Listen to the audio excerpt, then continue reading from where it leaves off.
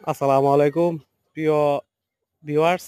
আজকে আপনাদেরকে বানরের অভয়ারণ্য থেকে আপনাদেরকে শুভেচ্ছা জানাচ্ছি। আজকে আপনাদেরকে দেখাবো বানরের অভয়ারণ্যের বানরের বিচরণ। এখানে বানর বিশ্রাম করতেছে।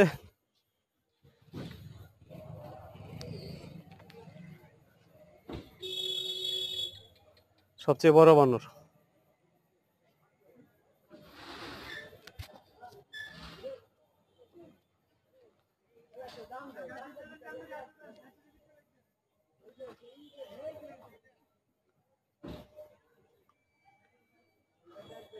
বানরের কাজ শুধু বাদরামি করা আর বাদরামি করা।